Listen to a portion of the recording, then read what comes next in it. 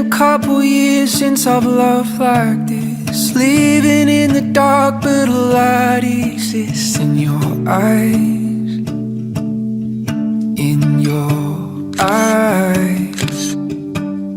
And suddenly the world isn't as lonely now. When you look at me, you know I can't calm down. Let me take your hand, ruin all your plans. I hope you understand that I... Sudah tertulis di takdir cinta akan dua hati nan seiringan.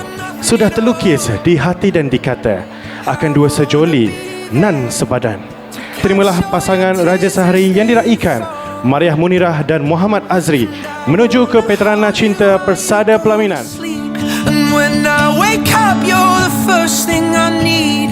I want you tonight and for the rest of my life. I've only gotten hurt when I fell in love.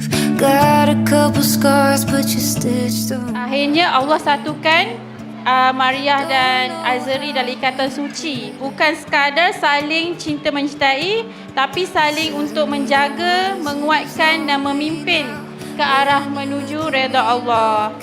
To you adik, you deserve someone yang sayang you, care for you, jaga you no matter what, especially on your worst day, celebrate on your best day. And to you, our brother Azri, thank you for cintakan Mariah with the right way. Kami mewakili kepada sahabat-sahabat kami, sahabat Azri, untuk memberikan sepatah ucapan kepada Azri.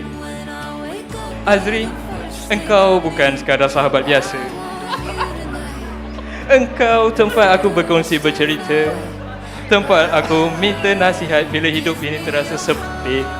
Dan juga orang yang tak pernah berkira, itu adalah Azri, seorang yang tidak pernah berkira.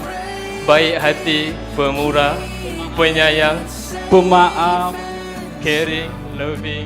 Kini kau memasuki fasa yang baru, fasa yang memerlukan lebih sabar, lebih memahami dan lebih rajin. Terima kasih kerana menjadi sahabat yang tak ternilai dalam perjalanan hidup ini. Selamat pengantin baru kami ucapkan. Semoga kekal hingga akhir hayat.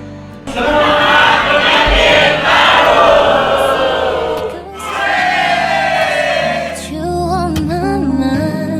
Buat abang yang tersayang, tahniah dan selamat pengantin baru. Semoga perkahwinan ini menjadi permulaan yang indah dalam membina rumah tangga yang dirodai oleh Allah lah. Dan terima kasih sebab sentiasa menjadi abang yang terbaik lah untuk kami adik-beradik.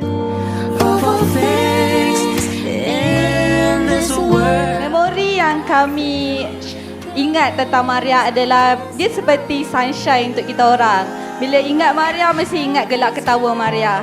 Jadi kami mendoakan agar sirna yang dibawa oleh Mariah tu terus berkekalan di alam perkahwinan bersama Azri. Keep loving each other as always. Lots of love, Alia and Amira. Azri jaga Mariah baik-baik. Cause you're